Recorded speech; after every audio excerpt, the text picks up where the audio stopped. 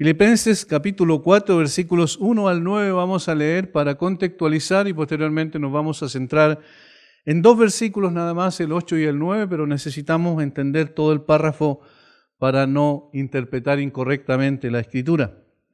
Así que, hermanos míos, amados y deseados, gozo y corona mía, estad así firmes en el Señor, amados.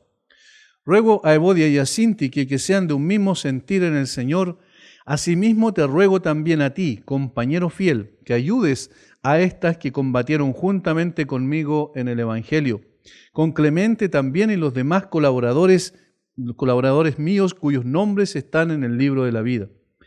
Regocijaos en el Señor siempre, otra vez digo, regocijaos. Vuestra gentileza sea conocida de todos los hombres, el Señor está cerca. Por nada estéis afanosos, sino sean conocidas vuestras peticiones delante de Dios en toda oración y ruego con acción de gracias, y la paz de Dios, que sobrepasa todo entendimiento, guardará vuestros corazones y vuestros pensamientos en Cristo Jesús. La semana pasada dijimos, contextualizando en todo el resto de la carta del apóstol Pablo a los filipenses, que el capítulo 1, versículo 21, daba la filosofía de la vida cristiana, es decir, decía cuál es el pensamiento que debe regir la vida cristiana, el propósito, dónde debe estar puesta nuestra mente. Para mí el vivir es Cristo, porque para mí el vivir es Cristo y el morir es ganancia. Eso marca la razón de ser de nosotros como creyentes.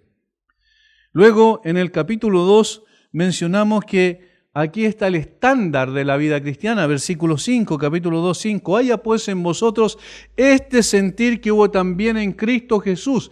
Cristo Jesús es el estándar. Ese debe ser el sentimiento, el pensamiento que debe conducir nuestra vida como creyentes.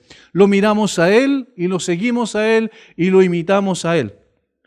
En el capítulo 3 dijimos que el apóstol Pablo va a decir cuál es el propósito o la meta de la vida cristiana. Capítulo 3, versículo 14. Prosigo a la meta, al premio del supremo llamamiento de Dios en Cristo Jesús. Ese es el final de la vida cristiana, es decir, hacia dónde apunta, que como vimos en esa ocasión, cuando expusimos este texto, hablamos sobre el hecho de ser transformados cada vez más al carácter del Señor Jesucristo. Esa es la finalidad, parecernos más a Cristo. Eso es lo que implica el cristiano. El cristiano es un pequeño Cristo que va siendo conformado por el poder de Dios para ser más semejantes a Él. Luego en el capítulo 4 dijimos que el versículo 6 y 7 marcaban también lo que es el poder de la vida cristiana, es decir, cómo poder vivir de manera tal que podamos ser personas que practiquemos la filosofía del capítulo 1, versículo 21, sigamos el estándar del capítulo 2, versículo 5, y logremos la meta del capítulo 3, versículo 14. ¿Cómo? ¿Dónde? ¿De qué forma? ¿De dónde sacamos el poder, la capacidad para practicar aquello que el Señor a través del apóstol Pablo nos transmite? Estos desafíos que significa lo que están en los primeros 3 capítulos. Y mencionamos que es la oración. El poder está en aquel al cual oramos, pero la oración es el instrumento que nos lleva al Señor, nos hace descansar en Él y reposar de nuestros afanes, de nuestras aflicciones, a veces de nuestra desesperación para tratar de lograr avanzar en la vida cristiana, ser más parecidos a Cristo. ¿Cómo podemos hacerlo? Por nada estéis afanosos, si no sean conocidas vuestras peticiones delante de Dios en toda oración y ruego con acción de gracias, y la paz de Dios que sobrepasa todo entendimiento guardará vuestros corazones y vuestros pensamientos en Cristo Jesús. La oración es la clave. Sin oración no hay poder. Sin oración no podemos vivir la vida cristiana. Sin oración no podemos conseguir el objetivo, el propósito de la vida cristiana. Sin oración no podemos imitar a Cristo, que es el estándar de nuestra vida. Es decir, la oración es la clave. Es lo que nos mueve. La oración es el poder que nos impulsa a hacer la voluntad de Dios, porque a través de la oración nosotros reconocemos nuestra impotencia, nuestra incapacidad y al mismo tiempo la potencia y la capacidad que el Señor tiene para llevarnos conforme a su voluntad en el camino que Él ha trazado para nosotros. Ahora, en los versículos 8 y 9, entonces, vamos a encontrar que también el poder que Dios nos da está en lo que pensamos, dónde tenemos puesta nuestra mente, qué es en lo que llena nuestros pensamientos cada día, dónde tenemos fija la mirada. Eso es lo que nos va a dar poder también para ser semejantes a Cristo y vivir la filosofía de la vida cristiana como Pablo la plantea en el capítulo 1. Por lo demás, hermanos, todo lo que es verdadero, todo lo honesto, todo lo justo, todo lo puro, todo lo amable, todo lo que es de buen nombre, si hay virtud alguna, si algo digno de alabanza, en esto pensad. Lo que aprendisteis y recibisteis y oísteis y visteis en mí, esto haced, y el Dios de paz estará con vosotros. En esto pensad, ahí está la clave.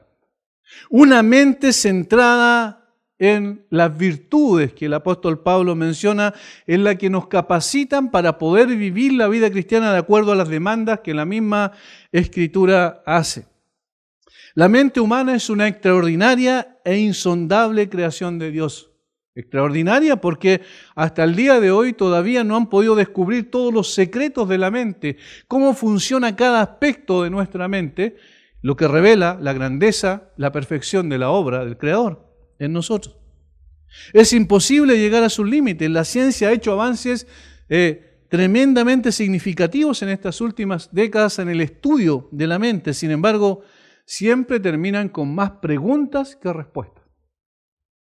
¿Cómo funciona? ¿Cómo funcionan los pensamientos? ¿Cómo se articulan los pensamientos?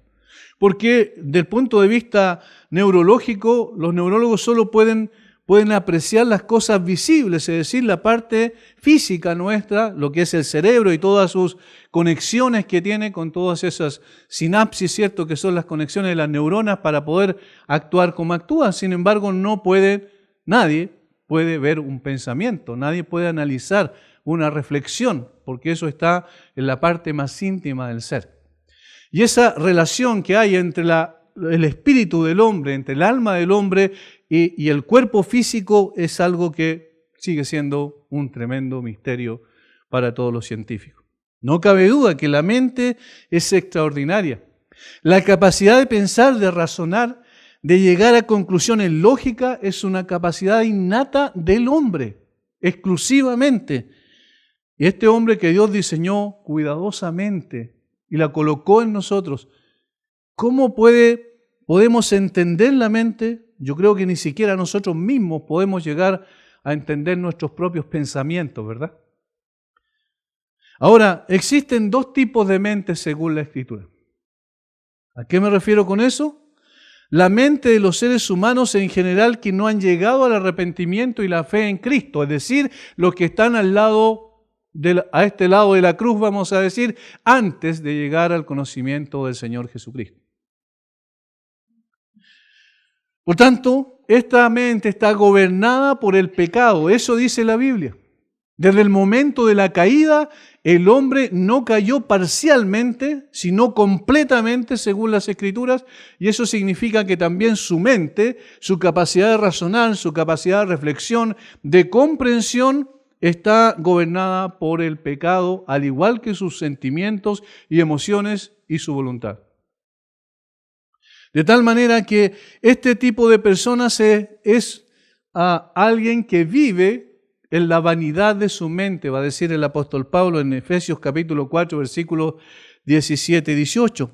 Esto pues digo y requiero en el Señor que ya no andéis como los otros gentiles que andan en la vanidad de su mente, teniendo el entendimiento entenebrecido. Miren cuántas palabras utiliza Pablo para decir que la mente está embotada, es decir, no tiene la capacidad de poder entender las cosas que son del Espíritu de Dios, como dijo también en 2 Corintios 2:14.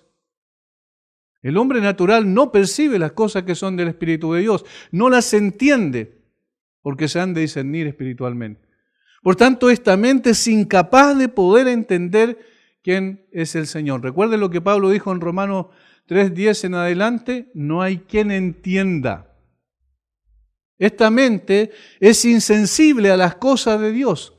Este tipo de mente no puede comprender las cosas más esenciales de la vida, la que da respuesta a las preguntas más importantes del corazón humano. Pero por otro lado, la Biblia también describe otro tipo de mente.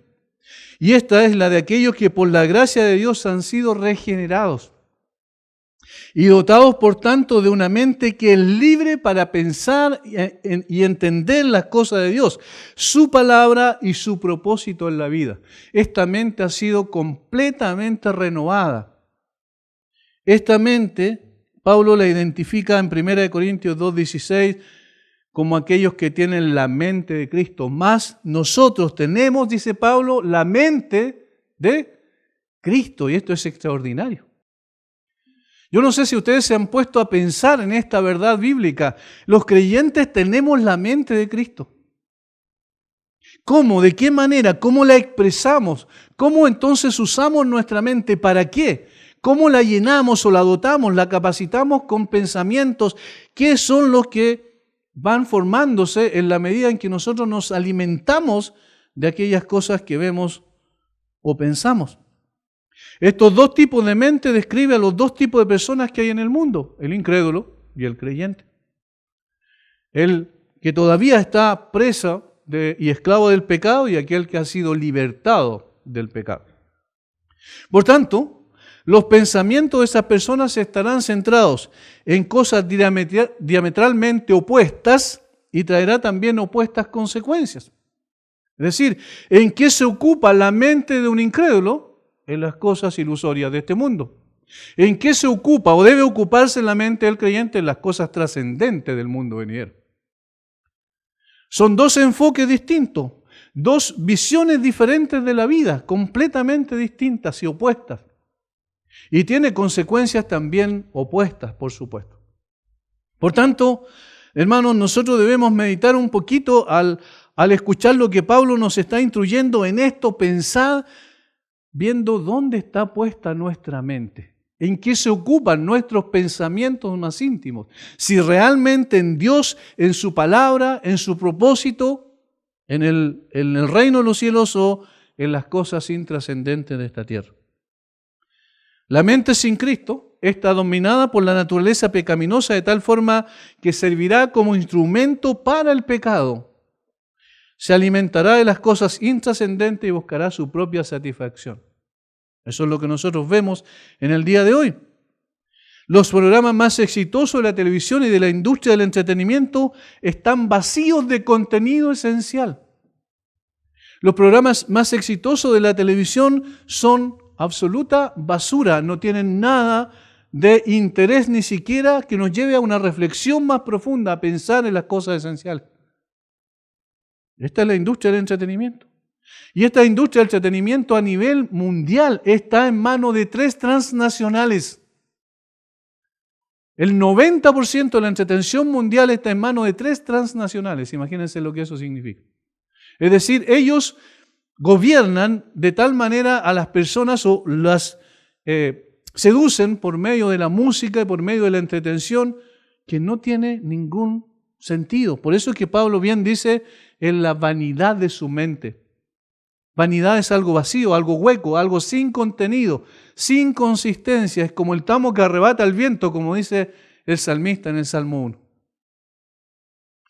Ahora, este tipo de cosas atrae a la atención de la multitud que busca llenar sus pensamientos de estas cosas, precisamente, vanas e inútiles. El ministro de propaganda de Adolf Hitler en el régimen nazi, Joseph Goebbels, él decía que había que masificar la propaganda porque las masas no piensan, decía, no tienen la capacidad de pensar y entonces son fácilmente seducidas y llevadas por el camino que la persona quiera. Y hoy tenemos precisamente eso. El apóstol Juan lo describe de esta manera. Ellos son del mundo, dice. Esa es su pertenencia. Por eso hablan del mundo, de la abundancia del corazón habla la boca, hablan del mundo y el mundo los oye. Miren, 3 cosas. Ellos son del mundo en su pertenencia, por eso hablan del mundo en sus actitudes y el mundo los oye. Y el mundo los aplaude y el mundo les rinde pleitesía. Esa es la mente no renovada.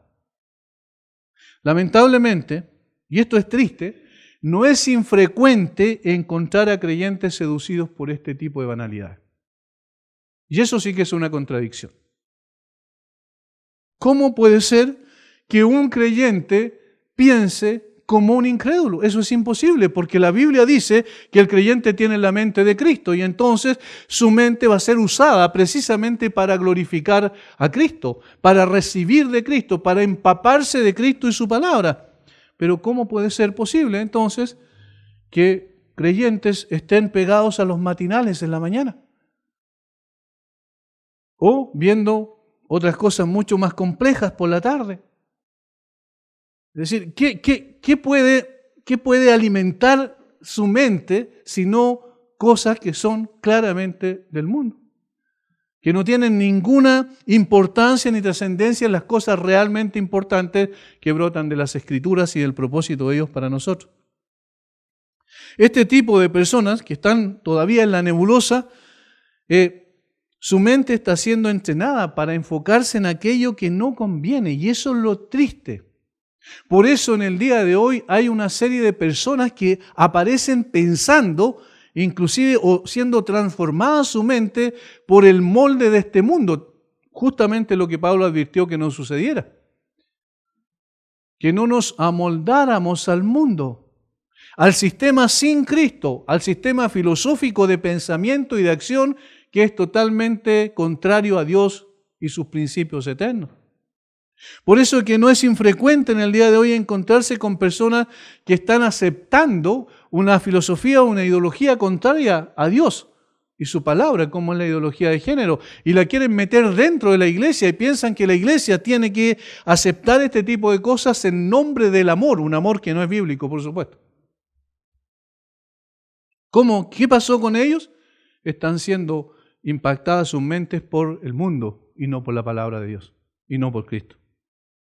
Estas personas no parecen entender que lo que pensamos es lo que define quiénes somos realmente, como dice el autor de Proverbios, y que entonces debemos apartarnos de ese tipo de cosas. Y por eso Pablo le dice a los filipenses, miren, ustedes tienen que pensar en esto.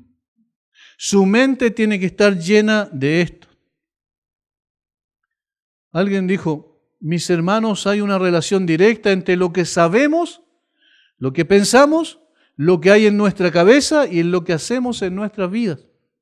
Debes saber que cada día estás programando tu mente para pensar correcta o incorrectamente y después actuar de acuerdo a eso. Alguien dijo, buenos pensamientos producen buen fruto, malos pensamientos producen mal fruto. Y cada hombre es su propio jardinero, es decir, es responsable de lo que siembra. Y lo que siembra, eso va a cosechar. Y si su mente está llena de banalidades y cosas intrascendentes o de cosas inmorales, entonces usted es un inmoral. Esa es la verdad de las cosas. Y posteriormente su conducta va a seguir lo que usted piensa. Porque lo que piensa el hombre en su corazón, así es él. Por eso es tan importante, hermanos, tenemos una batalla y la batalla está en la mente y no está en declarar cosas y decretar cosas, esa no es batalla. La batalla verdadera está en la mente. ¿Qué estamos pensando? Eso es lo que va a definir realmente quiénes somos. Dos cosas va a decir aquí el apóstol Pablo en general, por supuesto. Dos cosas. Primero, Pablo va a decir, fijen la mente en Cristo. Y ahora vamos a explicar por qué decimos eso. Porque allí parece que Cristo no aparece. Pero sí aparece. Fijen la mente en Cristo. Pablo va a instruir en la parte práctica de su carta a los filipenses de la siguiente manera. En esto pensad. Deseo empezar por esta frase porque es el imperativo que domina todo el texto, el mandamiento que domina todo el texto. En esto pensad, dice Pablo. Esta es la palabra griega logizomai. La palabra en esto pensad específicamente. Logizomai, de ahí viene logos, de ahí viene lógica. piensa lógicamente y significa, entre otras cosas, tiene muchas acepciones. Entre otras cosas, significa hacer inventario, estimar, tener algo por cierto, tener en mente, llegar a una conclusión, considerar, contar, tomar en cuenta, discutir, disponer, evaluar, clasificar, razonar sobre algo y luego deliberar, mantener un registro mental, sostener un punto de vista, tener una opinión definida, llegar a una convicción. Todas estas son acepciones del término. Y es lógico porque el Señor nos dio la capacidad de poder razonar, de poder hacer como uno de las acepciones, hacer un inventario, es decir, evaluar. Recuerden que hace unas semanas atrás hablábamos de la necesidad del discernimiento. Bueno, eso es lo que implica. ¿Qué es lo que tenemos que hacer con nuestra mente regenerada? También que es la posesión del Espíritu Santo, porque la mente del creyente es la posesión del Espíritu. El Espíritu mora en nosotros y mora también en nuestra mente. ¿Cómo usamos esta facultad? Pablo está diciendo, ustedes tienen que pensar en esto. Sus razonamientos lógicos tienen que estar en relación con estas virtudes que él expone en el versículo 8. Porque de esa manera entonces su forma de vida práctica va a ser consistente y ustedes van a poder honrar al Señor con su vida. El mandato de Pablo a sus queridos hermanos de Filipo es a pensar. Hermanos, he escuchado en muchas ocasiones a personas incrédulas que dicen, no, estos son unos ignorantes. Los que creen en Dios son unos ignorantes. Estos no piensan, dejaron su cerebro en la casa. Van a la iglesia y se llenan de cosas, pero en realidad no hacen ninguna reflexión lógica, no razonan, son personas que no piensan. No usan su cerebro. Eso uno lo escucha muchas veces para denostar a los creyentes y para tratar de mostrar que en realidad no vale la pena ser creyente porque los únicos que son creyentes son los ignorantes. Pero el cristianismo no es eso para nada. Todo lo contrario, el cristianismo no es un llamado a dejar el cerebro en estado de hibernación. No. El cristianismo, por el contrario, nos está llamando a poner en práctica nuestra mente para el propósito principal para el cual Dios la dio. ¿Y cuál es el propósito principal? Que lo conozcamos a Él. Dios nos dio un cerebro y ahora regenerado con la guía y dirección del Espíritu Santo para poder entender su palabra. Pensemos en una cosa muy simple. ¿Qué es lo que es la Biblia o cualquier libro, cierto? Las palabras, ¿qué significan? Son mensajes codificados. ¿Pero qué hay que usar para entender esos mensajes codificados? El cerebro. De tal manera que el hecho de que el Señor haya dejado su palabra escrita implica que también nos dio la capacidad de poder entender ello y para eso necesitamos el cerebro, pensar. La fe no es un salto al vacío, no es una invitación a dejar tu cerebro en casa cuando te congregas con otros creyentes, a examinar las Escrituras y adorar al Señor. La misma adoración al Señor también incluye, como dice el apóstol Pablo, el entendimiento. Dice que debemos alabar al Señor, a cantar al Señor con nuestro espíritu, pero también con nuestro entendimiento. Este pensamiento lógico, filósofo, dijo alguien, casi obsesivo de estar pensando en algo, una mente fija en cierto pensamiento que nos lleva a una conclusión y a una convicción, es necesario para el creyente más que para cualquier otro.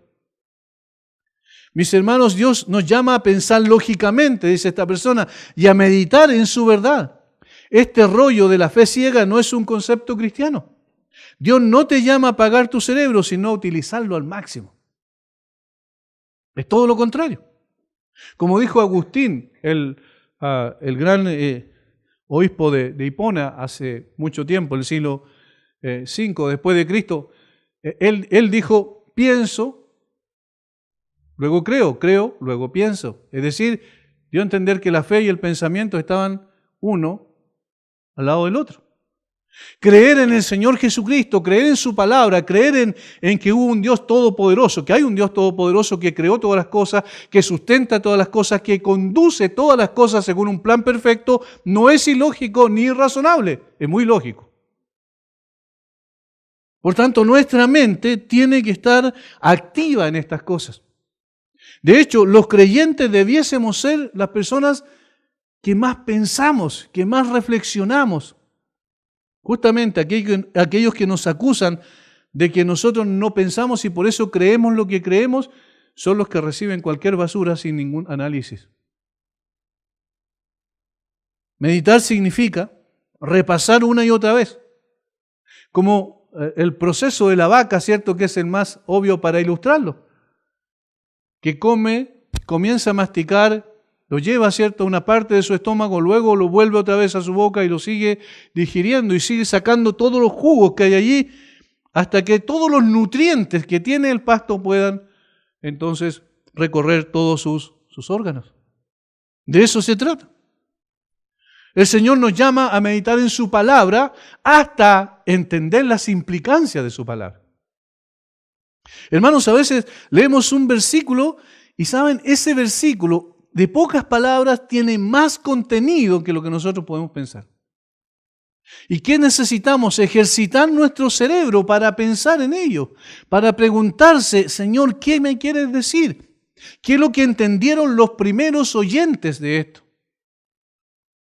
Por eso la Biblia nos dice en Romanos 12 que Dios en realidad nos pide que nuestro culto sea lógico, culto racional, ¿recuerdan que dice?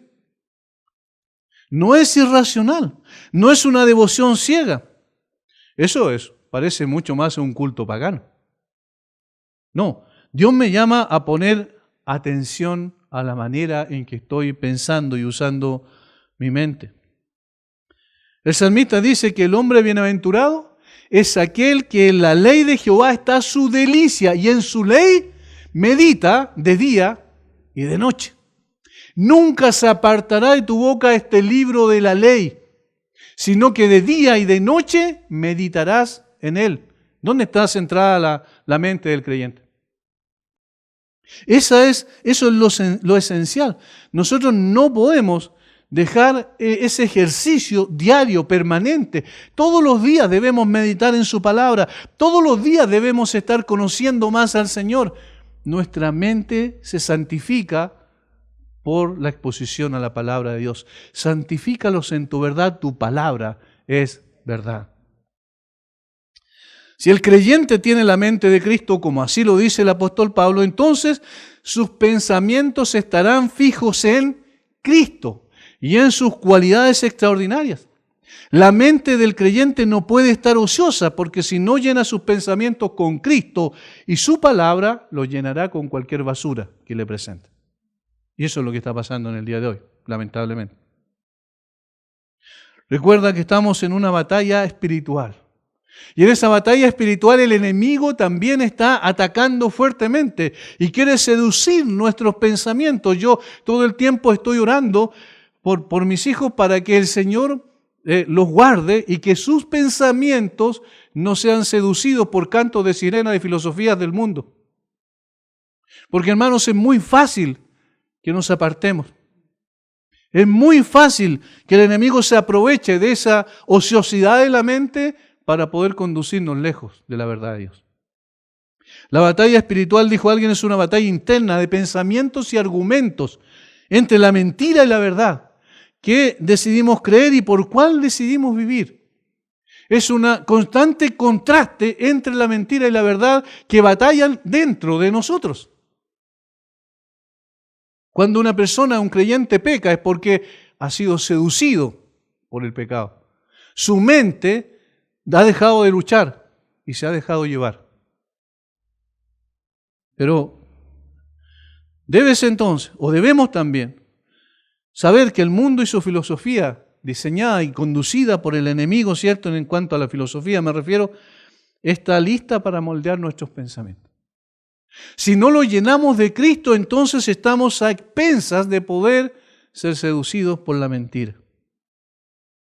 En otras palabras, si no procuramos cuidar la manera en que pensamos, si no decidimos correctamente en qué vamos a ocupar nuestra mente y estamos ahí en la nebulosa, sin claridad al respecto, seguro que el pensamiento y filosofía de este mundo nos va a arrastrar lejos del Señor.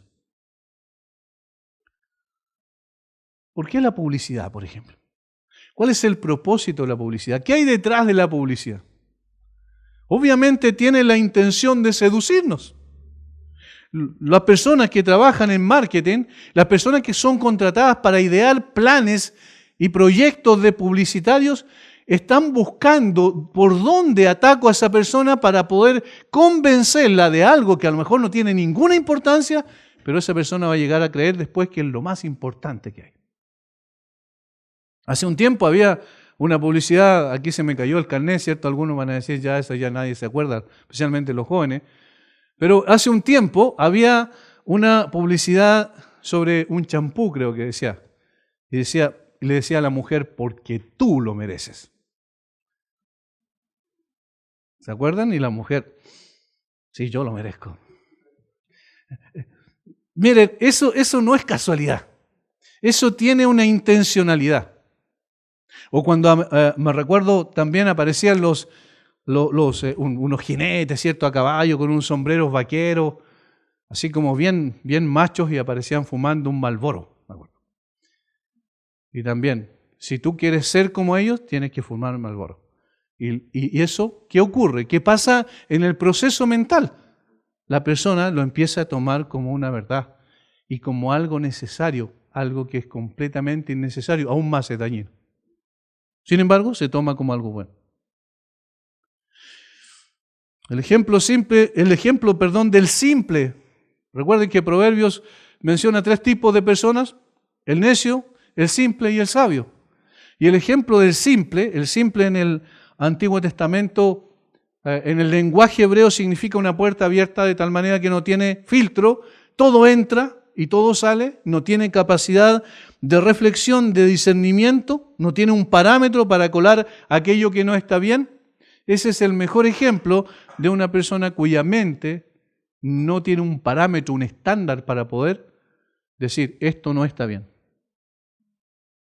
Por eso es que la palabra nos llama a utilizar nuestros pensamientos, nuestro entendimiento. Los cristianos, dijo alguien, necesitamos aprender a ser buenos pensadores. Es más, debemos ser los mejores pensadores que existen. Por eso, hace un tiempo atrás alguien me dijo que dentro de los 50 personas, las 50 intelectuales más importantes del mundo, había un creyente. Y qué bueno que sea así. Debiese haber mucho más creyentes porque, como dije hace un momento atrás, no estamos llamados a dejar el cerebro en hibernación. Necesitamos estar usando nuestra capacidad de análisis y de reflexión que el Señor nos dio. Por eso es que cuando no usamos el cerebro, cualquiera viene con doctrinas extrañas y se mete a la iglesia y seduce a la gente. Y la lleva lejos. Por ejemplo, deja que el Espíritu fluya en ti, no te preocupes por pensar. O deja que el Espíritu haga contigo lo que quiera y tú cierra la Biblia porque la letra mata. Ese es un absurdo, absolutamente, porque Pablo no está diciendo eso ni está transmitiendo ese mensaje sacado de contexto ahí cuando le escribe a los Corintios. Bien sabemos que no es así. Ahora, por eso es que el Evangelio de la Prosperidad ha calado tan profundamente en la iglesia evangélica, porque hay falta de capacidad de reflexión. Si siguiéramos la instrucción de Pablo en esto, pensad, y pusiéramos nuestro pensamiento en las cosas esenciales, entonces tendríamos la capacidad de discernir y de rechazar todo aquello que no tenga nada que ver con lo que dice la Escritura. Por eso nosotros estamos llamados constantemente a estar cuidando nuestros pensamientos, a poner atención a nuestro alrededor, lo que escuchamos, y a digerirlo todo adecuadamente a través de las Escrituras. Pedro dijo en su segunda carta, así que vosotros, oh amados, sabiéndolo de antemano, guardaos, no sea que arrastrados por el error de los inicuos, caigáis de vuestra firmeza. Antes bien, creced en la gracia y el conocimiento de nuestro Señor y Salvador Jesucristo. A Él sea la gloria ahora y hasta el día de la eternidad. Amén. Miren lo que dijo Pedro. Una advertencia y luego una exhortación. ¿Cuál es la advertencia? Así que vosotros, oh amados, sabiéndolo de antemano, guardaos. No sea que arrastrados por el error de los inicuos, caigáis de vuestra firmeza. Pedro está diciendo, cuidado. Pedro escribe su segunda carta y en el capítulo 1 ya está diciendo que él está a punto de partir. Y su preocupación mayor por la iglesia, por los hermanos dispersos en diferentes regiones de Asia, era decirles, cuidado. Guárdense, porque el pensamiento de los inicuos los puede llevar a ustedes también lejos. Como dijo Pablo, el que crea estar firme, mire que no caiga. Es una advertencia solemne. Pero luego le da la exhortación. Antes bien, en contraste, creced en la gracia y el conocimiento de nuestro Señor y Salvador Jesucristo. A Él sea gloria ahora y hasta el día de la eternidad. Eso está en 2 de Pedro 3, 17 y 18, cuando está terminando su carta. Creced en la gracia y el conocimiento. Ahora entendemos que nuestro pensamiento debe estar dominado por la palabra de Dios, cautivo por las Escrituras, pero no en el sentido meramente intelectual, como el conocimiento de verdades o de conceptos, sino que nuestra mente debe estar centrada en Cristo. ¿Y por qué decimos eso? Leamos otra vez el versículo 8. Por lo demás, hermanos, todo lo que es verdadero. ¿Quién dijo que era la verdad? Todo lo que Jesucristo era, lo que Él dijo, la manera en que actuó, siempre fue en conformidad a la verdad. Todo lo verdadero. Yo sé, aquí está en un artículo indefinido, ¿cierto? No está hablando de Él directamente, pero es claro, y muchos teólogos dicen, no hay ningún problema en asignar estas cualidades que menciona Pablo aquí a Cristo, porque no hay nadie más que la cumpla en perfección. ¿Quién es honesto siempre? Solo Cristo. ¿Quién es verdadero siempre? Solo Cristo. ¿Quién es justo siempre? Solo Cristo. El único hombre que ha pisado esta tierra, que tiene todas estas cualidades en perfección absoluta, es el Señor Jesucristo. Entonces lo que Pablo está diciendo, mira, que Cristo sea el objeto de tus pensamientos. Recuerden que el apóstol Pedro dice que somos pueblo adquirido por Dios, ¿para qué? Para anunciar, ¿qué cosa? Las virtudes. Aquí hay virtudes. Las virtudes de aquel que nos llamó de las tinieblas a su luz admirable, las virtudes de Cristo. Hermanos, Cristo es maravilloso, Cristo tiene una belleza extraordinaria. Y nosotros estamos llamados a usar nuestra mente para descubrir esa belleza por medio de la palabra de Dios. Cristo debe ser el objeto de nuestros pensamientos. Al fin y al cabo, de eso se trata el cristianismo, de vivir cada día una relación con Cristo. No solo tenemos una relación con verdades registradas en la palabra, sino con la persona de la verdad que se encarnó, con Cristo mismo.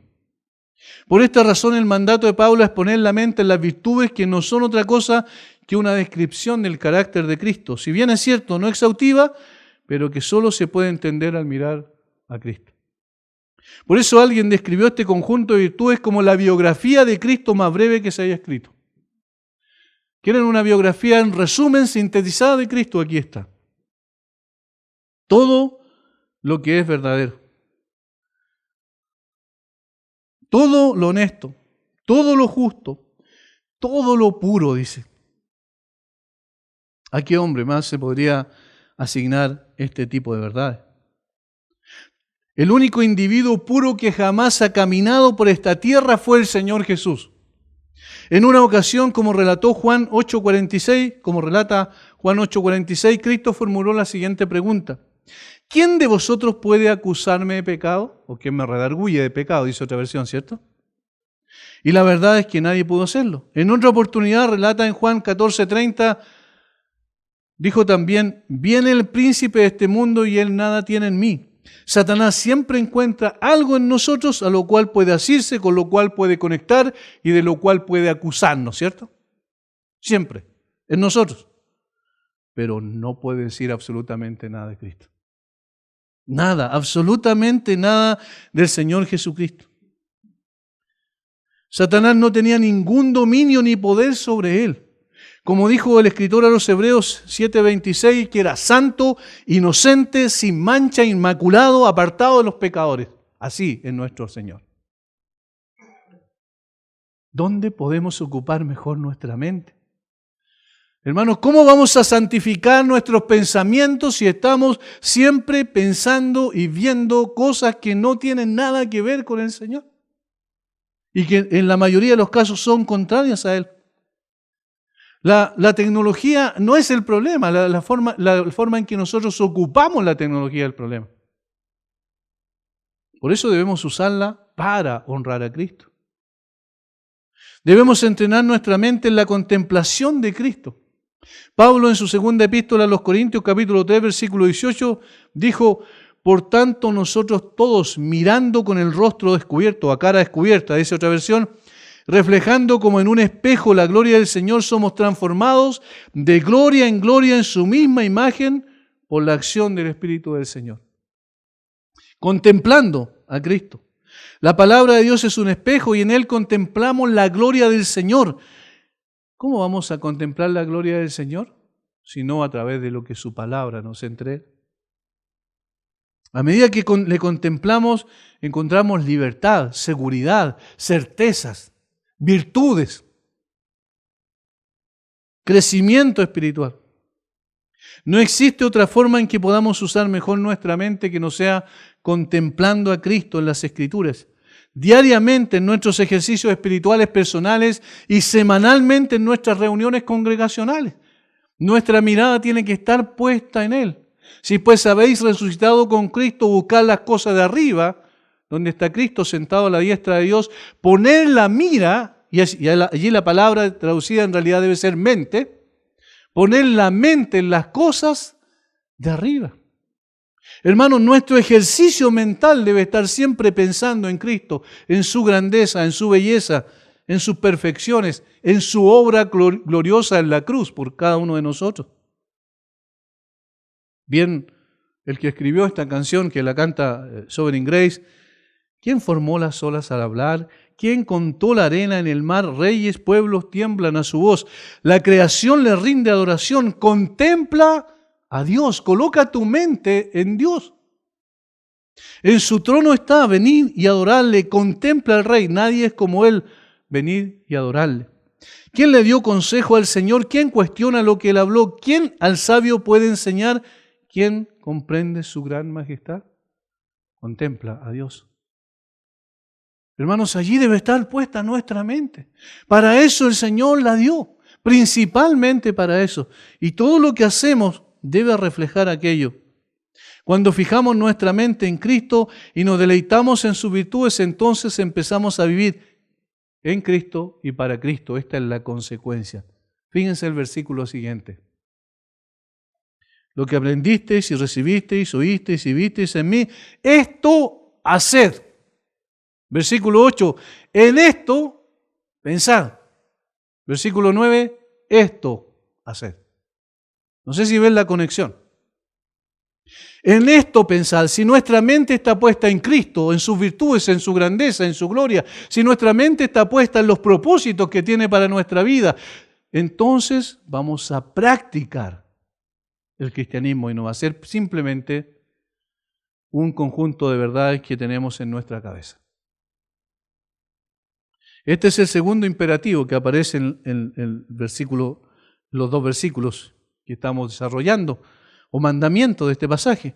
Lo primero está directamente conectado con el imperativo, esto hacer. Cuando nuestros pensamientos están centrados en Cristo, nuestra vida estará impregnada de Cristo. No se trata solo de entender algunas verdades, sino de vivirlas. Y aquí está la práctica. Aquí está la práctica. ¿Recuerdan lo que el Señor dijo? ¿Por qué me llamáis Señor, Señor, y no hacéis lo que yo digo? Pero si yo sé que tú eres el Señor, si yo sé que tú eres Dios hecho hombre, si yo sé que tú eres el Todopoderoso, si yo sé que tú eres el Redentor, si yo sé que tú viniste a morir por mí en la cruz, si yo sé que tu obra es suficiente y perfecta, yo sé. Y ahora el Señor nos dice, bueno, ahora vive de acuerdo a eso. Podemos tener un conocimiento amplio de las verdades, podemos tener nuestra cabeza llena de conocimientos, pero si eso no es vivencial, entonces no sirve de nada. Y por eso el apóstol Pablo le va a decir, bueno, ahora esto haced, vivan de esta manera.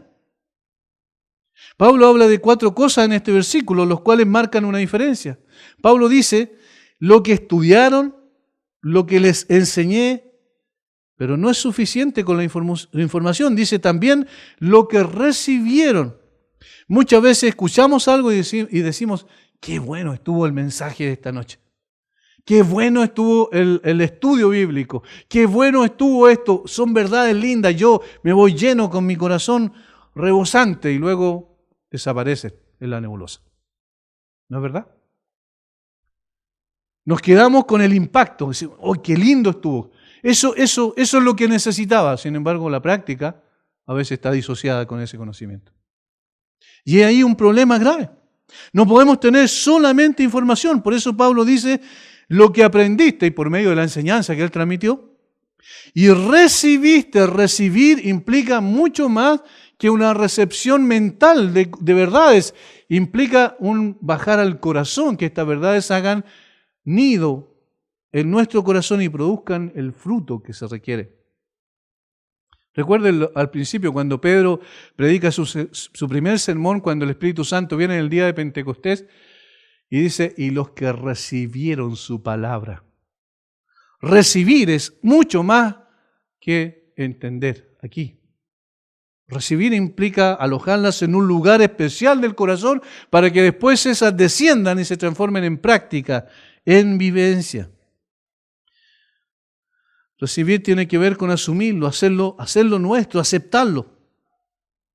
Y eso es lo que Pablo quiere que los filipenses puedan hacer. No solo dijeron, sí, suena bien, suena bonito, sino que Pablo les dice ahora que sea real en sus vidas. Si su mente está puesta en Cristo y ustedes ven a Cristo y su grandeza y su belleza, entonces al enamorarse de Cristo ustedes van a querer parecerse a Cristo. ¿Recuerdan cuál es la meta de la vida cristiana? Prosigo a la meta, el mismo Pablo dijo, al supremo llamamiento de Dios en Cristo Jesús. Yo quiero ser conforme a la imagen de Cristo. Ese es mi anhelo más profundo. Yo daría todo por ser eso. Pero para eso necesito usar mi mente y colocarla en Cristo y sus virtudes, su palabra. Y entonces después usar también mi voluntad, mis decisiones para que vayan en concordancia con ese conocimiento. Pablo va un paso más allá y dice, lo que oísteis y visteis en mí. Y aquí lo está personalizando. No solo lo que les enseñé, no solo lo que recibieron. Fíjense, al principio está hablando de la doctrina, lo que aprendisteis y recibisteis. Y Pablo le dio doctrina, verdades eternas. Pero luego le dice, y oísteis y visteis en mí. Y ahí lo personaliza. No cabe duda que Pablo era un hombre muy parecido a Cristo. Entre más estudio la carta a los filipenses, más convencido estoy de que Pablo es el hombre que más se parece a Cristo en las Escrituras. Es evidente. Es de aquellos personajes de las Escrituras en que más se plasmó el carácter de Cristo. De los pocos que pudieron decir, recuerden, sed imitadores de mí como yo de Cristo. Imagínense, para que una persona pueda decir eso con autoridad y certeza, es porque él sabía que seguía de muy cerca al Señor Jesucristo. Los filipenses conocieron a Pablo y pudieron apreciar en carne viva el Evangelio. Ellos sabían de que Pablo no solo decía y predicaba y enseñaba el verdadero Evangelio, sino que su vida mostraba que él estaba viviendo el verdadero Evangelio. Y hermanos, de eso se trata en realidad el liderazgo. De eso se trata. Evidentemente no de perfección absoluta, porque solo hay uno solo que es perfecto, que es Cristo, ¿verdad?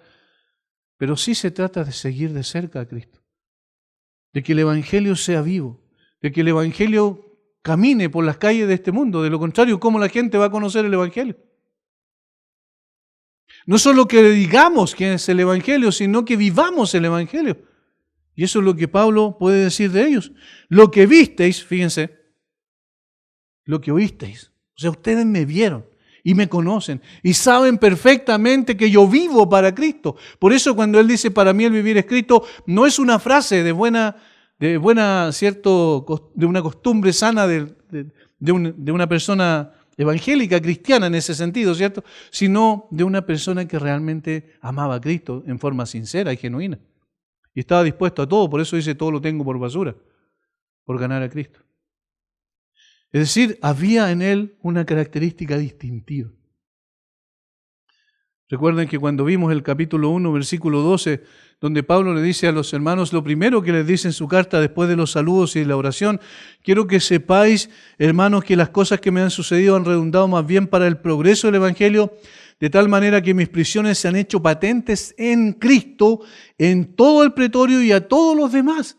Pablo estaba diciendo que cada día él estaba predicando el Evangelio con palabras y con hechos. Las personas, los soldados romanos que estaban allí, los 4 soldados romanos que cada 6 horas tenía Pablo amarrado, ¿cierto?, a su muñeca con una cadena al soldado. Todas esas personas no solo escucharon el Evangelio de Pablo, sino que vieron el Evangelio en Pablo. Y por eso él le dice a los filipenses, oísteis y visteis en mí, ustedes vieron como yo vivo realmente lo que digo. Eso da una autoridad extraordinaria. Pablo les enseñó cómo se ve la verdad. ¿Quieren saber cómo se ve la verdad? Miren a Pablo. Pablo llevó de la mano a los filipenses y les enseñó cómo vive un verdadero creyente. No se trata de pura teoría, el cristianismo se vive, no solo se enseña. Allí está la clave. Esto es lo que el apóstol quiso que quedara grabado con tinta indeleble en sus hermanos. Debes centrar tu mente en Cristo y vivir según esos pensamientos. Entender y hacer. Siempre las Escrituras van de la mano. Entender y hacer. Juan 3:17. Si sabéis estas cosas, bienaventurados seréis si las hiciereis. ¿Ven? Si saben ustedes estas cosas, entonces solo van a ser felices si es que las viven. Mateo 7, 24 y 26. Cualquiera pues que me oye estas palabras y las hace, le compararé a un hombre prudente que edificó su casa sobre la roca. Noten, el que me oye estas palabras y las hace. Pero cualquiera que me oye estas palabras y no las hace, le compararé a un hombre insensato que edificó su casa sobre la arena. Romanos 2:13. Pues el simple acto de escuchar la ley no nos hace justos ante Dios. Es obedecer la ley lo que nos hace justos ante sus ojos. Miren, esto es muy importante porque ustedes pueden escuchar muchos sermones y durante su vida van a escuchar muchos sermones. Pero no solo tienen que oír los sermones, sino vivir los sermones. Eso es lo que hace la diferencia. No la práctica del cristianismo es lo que evidencia quiénes somos. Santiago 1, 22 y 24, pero no solo escuchen la palabra de Dios, tienen que ponerla en práctica. Estoy leyendo otra versión. De lo contrario, solamente se engañan a sí mismos. Pues si escuchas la palabra pero no la obedeces, serías como ver tu cara en un espejo. Te ves a ti mismo, luego te alejas y te olvidas cómo eres. Esto hacer. En esto pensad, esto hacer. Van de la mano. ¿Y cuál es la consecuencia? Y el Dios de paz estará con vosotros. Y el Dios de paz estará con vosotros. Miren, es una promesa. Y el Dios de paz estará con vosotros. Hermanos, de eso se trata el cristianismo. Y los creyentes en Filipos sabían eso. Y nosotros debemos saber eso, pero también vivir eso. La gente es impactada cuando alguien vive lo que dice o enseña o cree. Tuvimos, y con esto termino, la visita del líder principal de la religión más grande del mundo, hace unos días atrás. Ni una palabra del Evangelio, ni una palabra de Cristo. Y eso indica cuál es su origen. Hermanos, nosotros tenemos la mente de Cristo. Usemos esa mente para escudriñar las Escrituras, para conocer a nuestro bendito Señor y nuestra voluntad para vivir de acuerdo a eso. Allí está el poder, vivir la filosofía de que para mí el vivir es Cristo y el morir es ganancia, seguir el estándar perfecto, haya pues en vosotros este sentir que hubo también en Cristo Jesús, y llegar a la meta a la cual fuimos llamados, al supremo llamamiento de Dios en Cristo Jesús. ¿Cómo lo podemos hacer? La semana pasada vimos de rodillas, en oración, y hoy vemos colocando nuestra mente en la persona del Señor Jesucristo y viviendo de acuerdo a eso. Padre, gracias por tu palabra. Eres bueno para con nosotros, Señor, porque nos estás hablando directamente. No hay ambigüedad en tus palabras. Señor, nos dices lo que realmente tenemos que escuchar. Padre, vivimos en un tiempo difícil, pero vivimos también con certezas absolutas que proceden de tu palabra. Y ellas nos sostienen, ellas nos alientan, pero al mismo tiempo nos desafían. Ayúdanos a poder pensar correctamente y a vivir correctamente. Padre, tú nos das la posibilidad, y más que eso, el privilegio de tener la mente de Cristo, que podamos usarla correctamente, Señor, y no en la basura de este mundo, sino en las cosas eternas, en aquello que es más precioso que el oro, en aquello que es más dulce y más delicioso que la miel más extraordinaria de esta tierra, en tu palabra. Señor, llévanos a meditar en ella y a vivirla cada día de nuestra vida. Bendice a cada uno de mis hermanos, en el nombre de Jesús. Amén.